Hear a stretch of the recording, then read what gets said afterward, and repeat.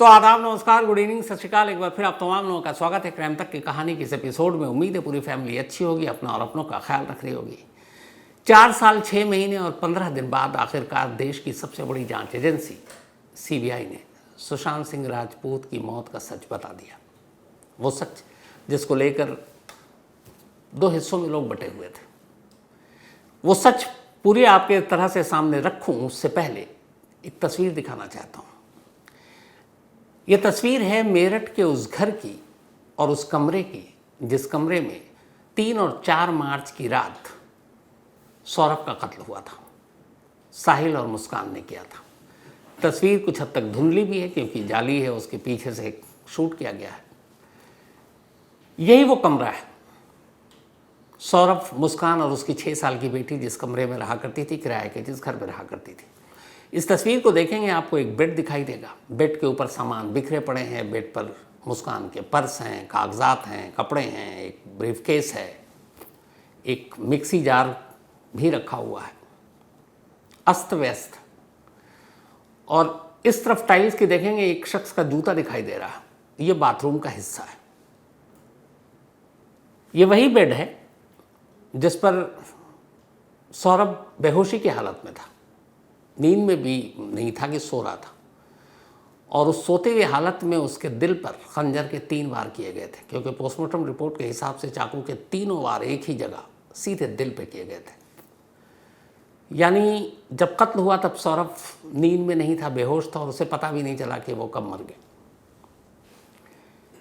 इस बेड पर मारने के बाद अब ये जो बाथरूम वाली जगह है वहाँ पर उस लाश को ये दोनों ले जाते हैं और वहाँ उसके 3 टुकड़े करते हैं। पहले सर को धड़ से अलग करते हैं, फिर दोनों हाथ की कलाई काटते हैं। इसके बाद ब्लिंकेट से 10 केजी उन्होंने साफ़ करने के लिए घर में वो सारी चीज़ें मंगा रखी थी, तो उससे साफ़ करते हैं वो।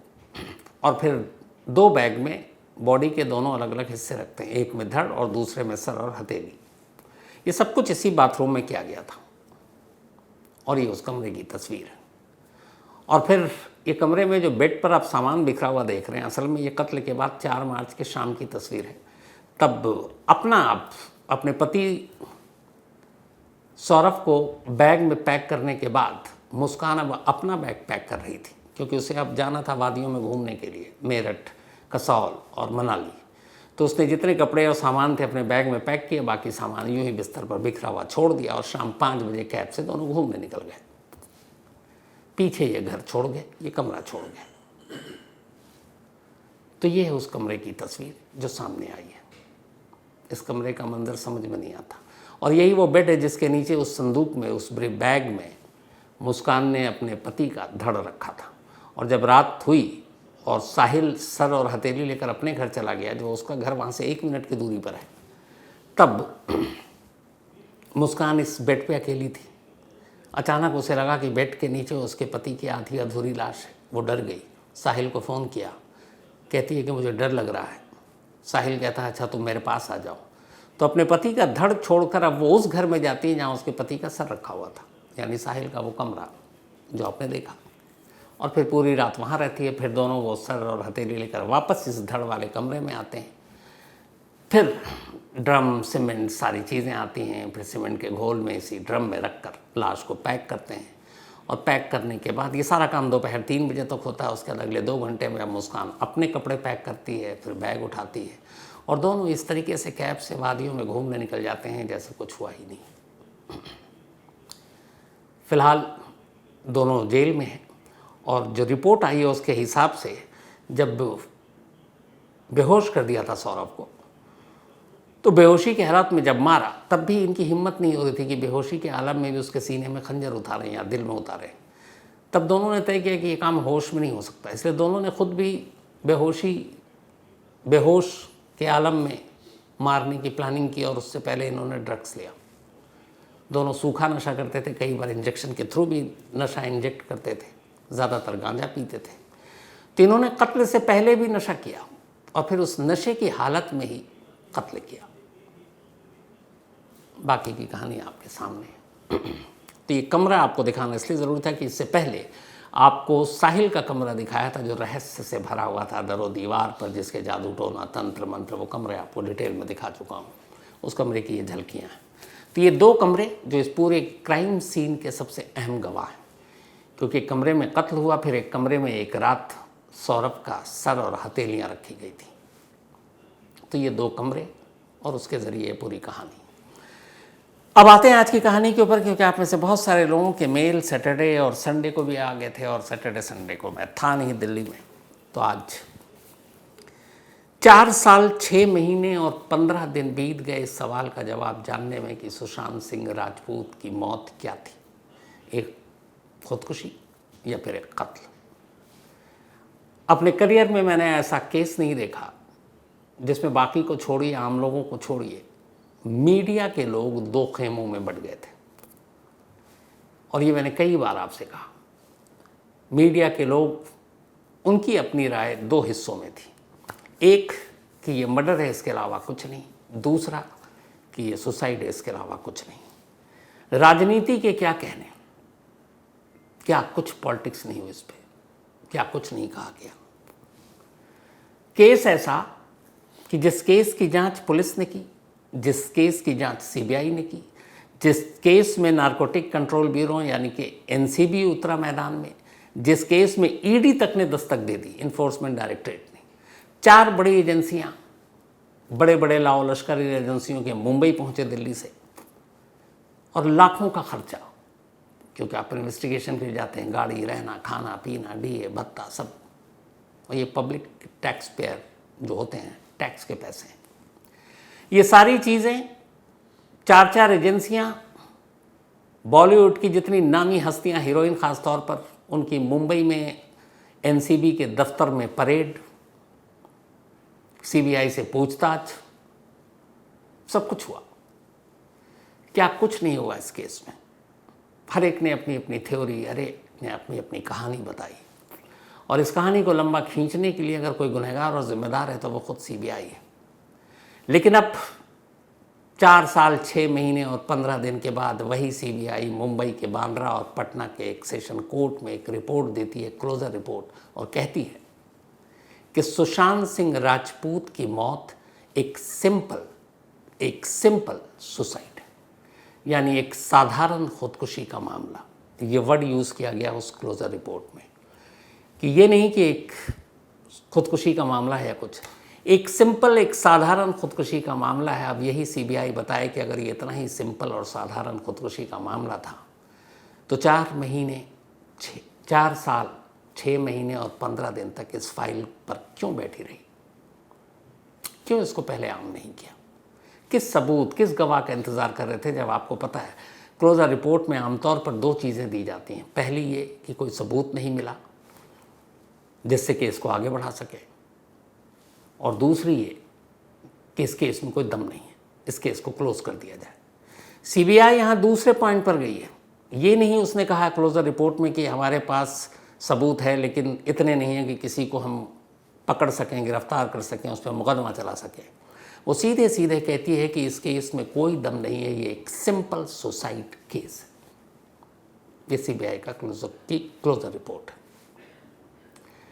याद कीजिए वो 14 जून 2020, उसके बाद वो 25 जुलाई 2020 जब पटना में पहली बार सुशांत सिंह राजपूत के पिता ने एक एफआईआर दर्ज की, तब बिहार के डीजी गुप्तेश्वर पांडे, जो मीडिया में एक स्पोक्स पर्सन की तरह आ रहे थे, एक नेता की तरह, बिहार की 4 सदस्यीय एक पुलिस टीम जो मुंबई पहुंची कोरोना काल में, उनको एयरपोर्ट पे रोक दिया गया और उस पर हंगामा मचा कि हमें जांच नहीं करने दे रहे हैं, हमें रोक रहे हैं, सच्चाई से भटका रहे हैं। वो कई न्यूज़ चैनल जो चीख कर कह रहे थे कि ये एक मर्डर केस है, इसमें कौन कौन, रिया चक्रवर्ती और बाकी सारे नाम, नेपोटिज्म, बॉलीवुड में बंटवारा, ड्रग्स, सारी गंदगी इस एक केस को लेकर उछाली गई। वो परिवार, 4 बहनें सुशांत सिंह राजपूत की, पिता जिन्होंने केस किया, उनके वकील, मैंने पहले भी कहा था कि फिर ये सब कहाँ गए, पिछले कुछ वक्त से सब कहाँ गए, कोई अब इंसाफ के लिए बात क्यों नहीं करता सुशांत सिंह राजपूत की। क्योंकि इन सबको पता था पहले दिन से ही कि सुशांत सिंह राजपूत की मौत का सच क्या। अगर न पता होता तो सुशांत सिंह राजपूत की मौत यानी 14 जून 2020 के बाद लगभग 1 महीना और 11 दिन 25 जुलाई 2020 को, मतलब सुशांत सिंह राजपूत के पिता की तरफ से पटना में एक एफआईआर दर्ज कराकर उसमें ये नहीं लिखा जाता कि उसमें रिया चक्रवर्ती, उसके माँ बाप, उसका भाई और एक दोस्त जो सुशांत सिंह राजपूत के घर पर रहा करता था, ये लोग सुशांत सिंह राजपूत की खुदकुशी के लिए जिम्मेदार हैं क्योंकि इन्होंने उसे उकसाया, यानी अबेटमेंट ऑफ सुसाइड का ये मामला है। वो सीधे 25 जुलाई 2020 को ही इस केस में एक सीधे मर्डर का केस का एफआईआर दर्ज कराते। लेकिन उस एफआईआर में भी कहीं मर्डर नहीं था, कहीं कत्ल नहीं था, लेकिन मीडिया के एक हिस्से ने उसे सीधे उठाकर मर्डर बना दिया। चीखा गया, चिल्लाया गया, कितने शोज बने। क्राइम रिपोर्टर इकलौती ऐसी, मतलब इस पूरी स्टोरी में एक पार्ट थी जो पहले दिन से एक मत थी, एक राय थी, चाहे वो मुंबई के क्राइम रिपोर्टर हों चाहे दिल्ली के हों, कि एक सुसाइड का केस है। लेकिन जितने न्यूज़ एंकर थे चैनलों के अलग अलग, उन्होंने क्या क्या कहानियां पेश की, और अब सीबीआई ने क्या कहा कि एक सिंपल सुसाइड केस है। सिंपल। जितने भी लोग इस केस में नामजद किए गए थे उन सबको सीबीआई ने बरी कर दिया। उसमें रिया चक्रवर्ती, उसका पूरा परिवार, जो रिया चक्रवर्ती की तरफ से उसकी बहन श्वेता और बाकी लोगों के खिलाफ एफआईआर दर्ज किया गया था कि इन लोगों ने ड्रग्स और उसके पुर्जे बदले, नुस्खे बदले, उन सबको भी बरी कर दिया गया। सीबीआई ने अपनी क्लोजर रिपोर्ट में कहा कि इसमें कहीं से भी किसी के भी खिलाफ कोई भी साजिश का एक भी सबूत नहीं मिला और इसीलिए हर एक को बरी कर रहे हैं और इस केस में कोई दम नहीं है, एक सिंपल सुसाइड केस है। सीबीआई ने अपनी इस क्लोजर रिपोर्ट में बाकायदा इस बात का जिक्र किया है कि वो सिर्फ इसलिए इस नतीजे पर नहीं पहुंची कि एक सिंपल सुसाइड केस का मामला है, बल्कि इसलिए पहुंची कि इसमें जितनी भी पहलू थी जांच की, उन सब ने यही इशारा किया। सुशांत सिंह राजपूत के जिस्म पर जो जख्म के निशान थे, जो डॉक्टरों ने, फॉरेंसिक ने पाया, उसमें कहीं भी एंटीमॉर्टम जख्म के सबूत नहीं मिले। सुशांत सिंह राजपूत जिस फेब इंडिया के कुर्ते से, पंखे से खुद को झूले, वो फॉरेंसिक एक्सपर्ट ने कहा मुमकिन है। उनके पैर जिस तरीके से बिना कुर्सी के बेड पर थे, वो भी कहीं से भी ये साबित नहीं करता कि उन्हें किसी ने लटकाया। जितने गवाह थे, जितने डॉक्टर थे, एम्स के जो डॉक्टर सुधीर गुप्ता की अगुवाई में फॉरेंसिक विसरा की जांच, जितनी भी जांच की गई, उन सब में से भी कहीं फाउल प्ले नहीं मिला कि ये एक दूसरा केस हो सकता है। यानी A to Z इस केस में जितने भी सबूत, गवाह, आपको मौका वारदात, crime scene, forensic report, forensic experts की ओपिनियन, इन सारी चीज़ों ने मिलकर एक ही गवाही दी कि इसमें कोई फॉल प्ले नहीं है, इसमें कुछ नहीं है, वरना इसमें कुछ बड़े नेताओं के भी नाम आए थे, कहानियाँ बनी थी। दिशा सालियान के साथ जोड़ा गया था, जो एक्स मैनेजर थे सुशांत सिंह राजपूत को, नेपोटिज्म से जोड़ा गया था कि फिल्म इंडस्ट्री में इस तरह से हो रहा और इसीलिए कत्ल कराया गया। लेकिन इसमें से कुछ नहीं निकला। और एक जो भी मैंने आपको बीच में कहा कि वो परिवार कहाँ है, जो अब सुशांत सिंह राजपूत की अपनी बहनें जो इंसाफ की लड़ाई के लिए उस वक्त लगातार सुर्खियों में आगे थीं, कहाँ है? खामोशी के साथ पीछे में क्या हुआ आप लोगों को पता भी नहीं चला होगा। तो ये मैंने पहले भी दोहराया और मैंने बहुत पहले क्राइम तक की कई कहानी में ये मैंने बाकायदा ये कहा था कि आखिर में जब भी ये नतीजा निकलेगा, आप देखना सुशांत सिंह राजपूत एक सिंपल सुसाइड केस ही निकलेगा। और मैंने बाकायदा ये कई बार दोहराया था कि एक बिल्कुल ओपन एंड शट केस, इस शब्द का इस्तेमाल किया। आप पुरानी कहानियों में चाहें तो उसको निकाल कर सुन सकते हैं। लेकिन पीछे में क्या हुआ और ये कहानी जो एक सिंपल सुसाइड केस था, इसको इतना ज़्यादा घुमावदार कैसे बना दिया गया? तो ये कहानी आपके सामने शायद नहीं आई, ना आएगी। बट इस कहानी की ऑफ द रिकॉर्ड जो पूरी कहानी है वो ये है कि जब सुशांत सिंह राजपूत की मौत हुई तो उसके बाद रिया चक्रवर्ती उनके करीब थी। घर वालों को किसी ने सलाह दिया कि अगर रिया चक्रवर्ती करीब रही और उसी घर में रही जहाँ सुशांत तो हो सकता है सुशांत सिंह राजपूत की गाड़ियों पर, उनके पैसे पर, उनकी बाकी प्रॉपर्टी पर रिया चक्रवर्ती कब्जा कर लेंगी। तो रिया चक्रवर्ती को सुशांत सिंह राजपूत की प्रॉपर्टी और पैसे पर कब्जा करने से कैसे रोका जाए? 4 बहनों में से अगर कोई एक केस करता है तो बात बनेगी नहीं। तो एक काम करते हैं, पिता के नाम पे एफआईआर करते हैं।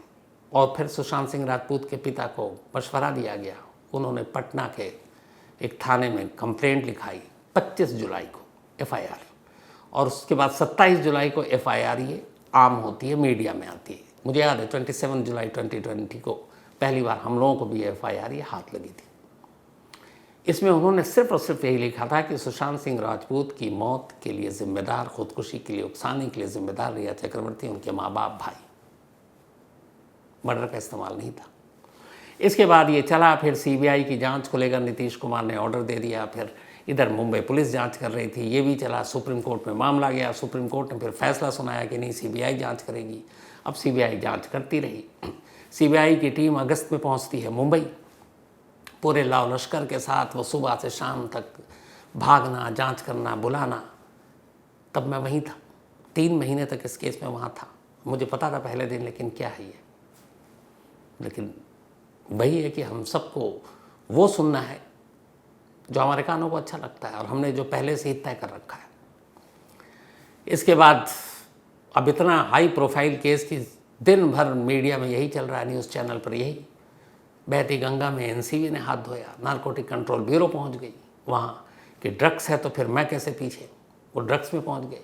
इधर एफआईआर में एक कहानी आ गई कि 15 करोड़ रुपए थे सुशांत सिंह राजपूत के, वो 15 करोड़ कहाँ गए? उन्होंने कोई फिल्म साइन की थी, वो गायब है। तो अब ये आया ईडी को कि 15 करोड़, हिसाब किताब नहीं, मैं कहाँ हूँ, मैं पीछे क्यों रहूँ? लो भाई, ईडी की टीम भी कूद गई जांच में। बहती गंगा में सब हाथ धो रहे थे, क्योंकि उन्हें पता था कि इस वक्त मीडिया में यही सुर्खियों में, बाकी सारे मुद्दे मौन। उस वक्त बहुत सारी परेशानियां थी, टीवी पर कुछ नहीं चल रहा था सिवाय सुशांत सिंह राजपूत के। तो 4 एजेंसियां कूद पड़ी, मुंबई पुलिस को हाय हाय हो रही, उधर सीबीआई लॉ लश्कर के साथ मीडिया के कैमरों में दिन भर जांच हो रही है। उसके बाद फिर फॉरेंसिक टीम दिल्ली से पहुंचती है, एम्स से टीम पहुंचती है, जांच होती है। सब कुछ होने के बाद ठंडे बस्ते में डाल दिया जाता है, और इस बीच में लोग भूल जाते हैं कि वो 15 करोड़ और सुशांत की बाकी दौलत कहाँ गई। असली खेल तो वही था। आप में से कितने लोगों को पता है ये मुझे नहीं मालूम, लेकिन हुआ ये कि सुशांत सिंह ने मुंबई में जाकर जितने पैसे कमाए थे, वो रकम शायद 20 करोड़ से ज़्यादा थी। और आखिर में सुशांत सिंह राजपूत की 4 बहनों में वो पैसे, सुशांत सिंह राजपूत की वो महंगी गाड़ियाँ बट गई। और यही मेन मुद्दा था तब, पैसों की लड़ाई थी कि अगर कोई एक बहन ही सारा केस लड़ेगी तो सारी फिर वसीयत कहीं उसी के नाम ना हो जाए, वही ना लेके चली जाए। बहनों में भी पैसों के लिए मारामारी थी। पिता के एफआईआर कराने का एक फ़ायदा हुआ कि अब जो कुछ होगा वो पिता के थ्रू होगा, क्योंकि पिता ही गार्जियन है। अब पिता अपने 4 बच्चों को तो बांट सकता है, क्योंकि वो उसको अधिकार है वसीयत करने का, बहनों में नहीं है। लेकिन कहते हैं कि हर एक बहन के हिस्से में शायद 6 से 8 करोड़ रुपए आए, हर बहन के हिस्से में। पैसे मिल गए, केस ठंडे बस्ते में, सब खामोश, दुनिया यूं ही चलती रही, आगे बढ़ती रही, हम सब भूल गए। अब अचानक सीबीआई ने सैटरडे को मुंबई के बांद्रा और पटना की अदालत में अपनी रिपोर्ट दाखिल की। तो ये एक बार फिर से हुआ कि अच्छा ये है। लेकिन अब भी बहुत से लोग हैं जो अब सीबीआई के भी इस फैसले को नहीं मानेंगे। उसकी वजह है, पहले लोग मुंबई पुलिस पर भरोसा नहीं कर रहे थे, उन्होंने कहा सीबीआई सच लाएगी। जब सीबीआई को जांच दी गई, वो भी सुप्रीम कोर्ट के कहने पर, तब लोगों ने कहा देखो अब सच सामने आएगा, नेताओं के अजीब बयान, सब कुछ आएगा। अब उसी सीबीआई ने, इस देश की सबसे बड़ी और प्रीमियम एजेंसी ने, जिसके बारे में मैं हमेशा कहता हूँ कि सीबीआई सबसे ज़्यादा केसों को दफना देती है।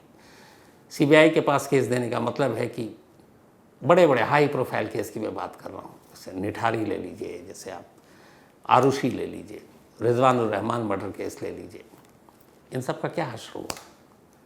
लेकिन बहुत सारे लोग थे कि सीबीआई करेगी और सच सामने आएगा।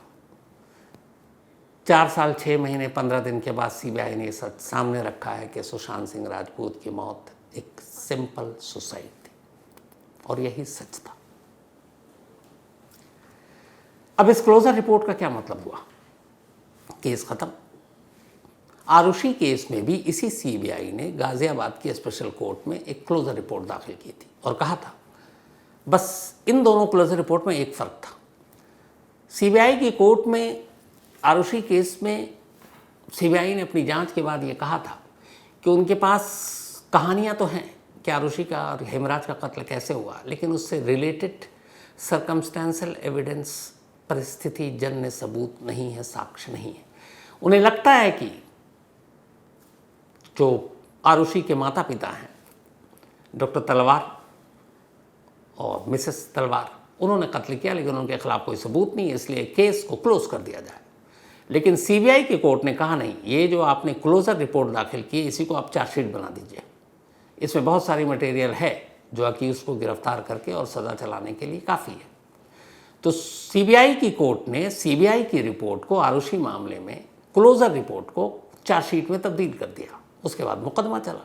मुकदमे के बाद उसी सीबीआई की कोर्ट ने डॉक्टर राजेश तलवार और डॉक्टर नुपुर तलवार को उम्र कैद की सज़ा दे दी। बाद में दोनों इलाहाबाद हाई कोर्ट गए। इलाहाबाद हाई कोर्ट ने कहा कि ये सीबीआई की जो निचली अदालत थी, ये क्या अदालत थी, इसने कहानी को ही सबूत मान लिया और सबूत के बिना फैसला दे दिया और दोनों को उम्र कैद की सज़ा दे दी, जबकि इस केस में सिर्फ कहानी है, सबूत तो है नहीं। सीबीआई ने पहली बार यही कहा था कि उनके पास सबूत नहीं है, लेकिन कोर्ट ने कहा कि नहीं, इस क्लोजर रिपोर्ट को आप चार्जशीट में तब्दील कर दो। हाई कोर्ट ने दोनों को बरी कर दिया।